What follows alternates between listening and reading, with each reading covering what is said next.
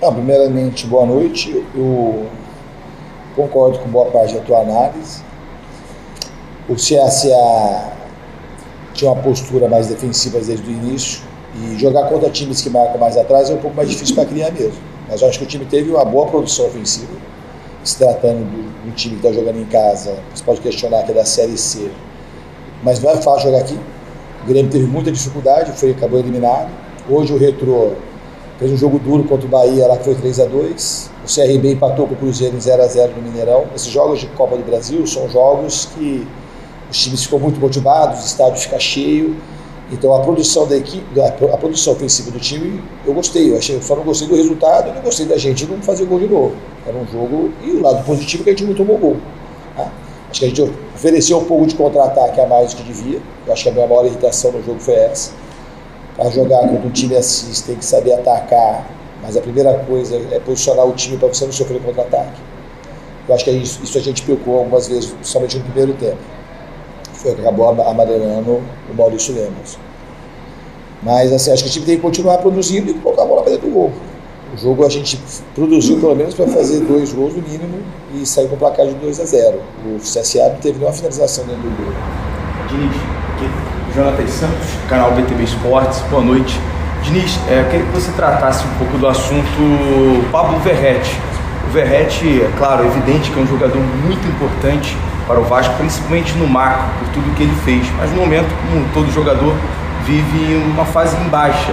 Queria saber se você tem um plano B para o ataque do Vasco, seja um jogador da base, ou até mesmo uma contratação que possa chegar para ou suprir o lugar do Verratti ou ser um reserva imediato. Obrigado.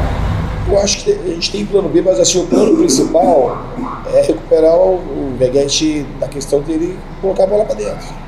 Ele é a característica principal dele como jogador é fazer gol. E hoje ele está jogando num time diferente das outras temporadas, que cria muito. E eu acredito muito no potencial dele, tirando a questão que ele não conseguiu fazer gol nesses últimos jogos, pelo menos na quantidade que a gente gostaria, que ele fez o gol contra o Del Valle. Ele é um jogador que contribui em todas as fases do jogo. Contribui na marcação, contribui na movimentação, contribui na bola aérea defensiva. Então ele não é só um cara, um atacante que vai fazer o gol. Ele tem uma contribuição muito importante na parte tática também. E é um jogador que tem muita minha confiança. Agora, plano B, a gente tem plano B. Poderia ter colocado um outro jogador. O GB a gente preparou para ser esse reserva imediato, daqui a pouco está voltando. E a gente pode variar também, jogar assim com um falso 9, não tem nenhum problema. Mas o Verratti é um jogador que a gente tem muita confiança nele. Você pensa tipo no 4-4-2 seria também com o David e o Ryan, por exemplo? Eu poderia jogar, não tem problema nenhum, é uma das possibilidades. Isso aí pode acontecer a qualquer momento. Mas no caso do Verratti, eu acho que ele precisa mais de confiança do que tirar ele do time. Não é isso que eu percebo nesse momento agora. Até hoje, acho que não faz parte da solução. Obrigado. Débora Schmidt do Grupo Globo. A minha pergunta é sobre o Nuno Moreira, que desde que chegou ao Vasco ele demonstra muitas vezes está um pouquinho atrás do restante dos jogadores na parte física e ele tem muita dificuldade em disputar os 90 minutos da partida.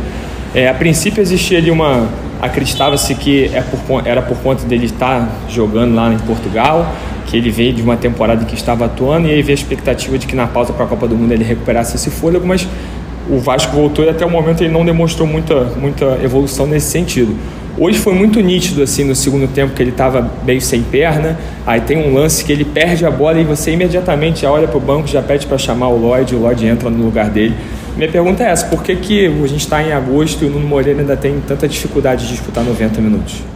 Parabéns pela pergunta, a pergunta é bem pertinente, que é uma coisa que é bem analisado e eu não sei de responder esse debate pronto. Eu preciso saber um pouco do histórico do Nuno, eu acho que ele tem como evoluir nessa questão.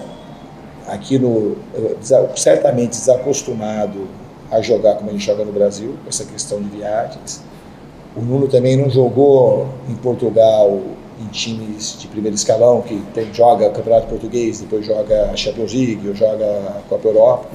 Então, para ele é uma novidade, também talvez um processo de adaptação. Mas é um jogador que tem feito boas partidas.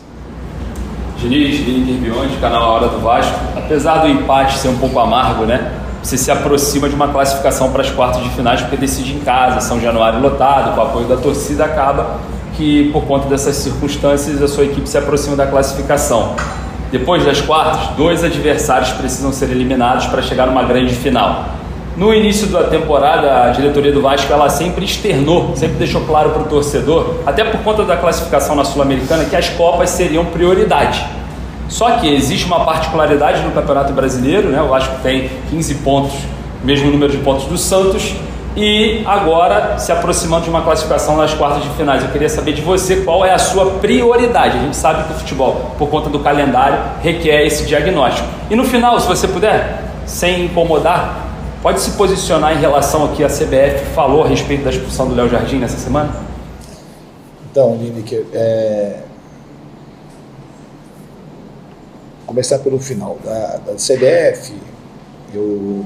Para falar a verdade, eu não acompanhei, assim, não sei textualmente, eu sei meio por cima do que eles falaram. Eu acho que tem um erro, acho que existe uma certa interpretação do lado de fora, que existe em alguns momentos, o goleiro cai, hoje o goleiro caiu também, muito provavelmente não tinha nada e caiu. Existe um apelo populista de que tem muita cera e tal, né? O que a gente questiona muito, que naquele caso específico do Léo Jardim, é que ele pediu atendimento, se fosse observar na câmera, ele não permitiu o atendimento, não foi atendido, e até foi constatado uma certa lesão. Não que aquilo fosse tirar ele do jogo, tanto é que ele jogou hoje. Mas se o juiz tivesse dado 12 minutos de acréscimo, eu acho que estava no direito dele. Agora, a expulsão, para mim, é assim, meio que inconcebível, porque ele interpretou da maneira que ele quis.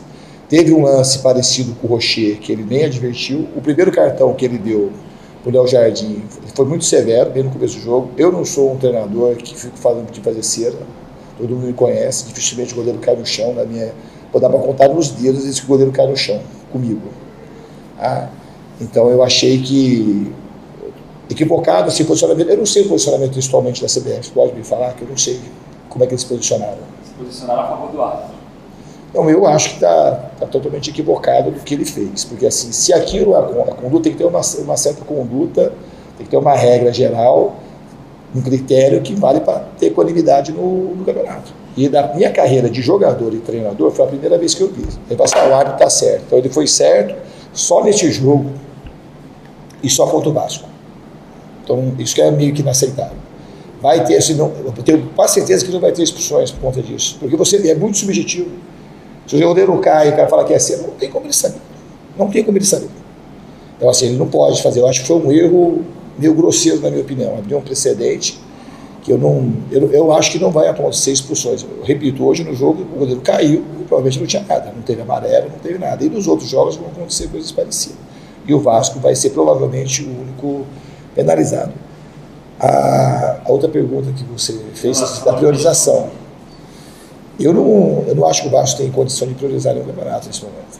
Eu acho que na condição que a gente está no Campeonato Brasileiro, a gente tem que priorizar agora o jogo do Mirassol. O terminar o Mirassol, priorizar o CSA. A gente não tem a mínima chance de colocar prioridade nessa etapa que a gente está. Tem que fazer o nosso melhor, com os melhores jogadores hoje, com os melhores jogadores no sábado e depois com os melhores na quinta-feira, e assim a gente tem que seguir por hora. Se lá na frente a gente conseguir pontuar bem no Brasileiro, quando estiver perto na fase decisiva e a gente achar que seja importante a gente poupar alguém para um jogo decisivo, pode ser que aconteça, mas nesse momento não dá para priorizar. Uma última aqui, você achou justo essa expulsão do João Vitor? Eu acho que foi uma sequência de cartões amarelos. Eu acho que o juiz fez uma boa arbitragem hoje. Acho que ele teve critério e eu acho que na minha visão, de onde eu estava, não tem que questionar a expulsão, não. Acho que foi uma expulsão justa, coerente.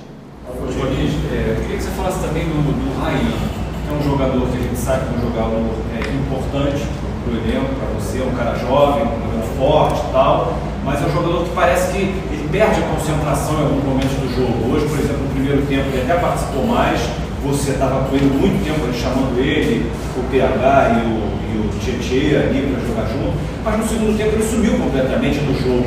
Isso é o quê? Isso é desconcentração, é falta de entendimento, às vezes tático, de leitura de jogo, para ele saber se posicionar? O que está acontecendo?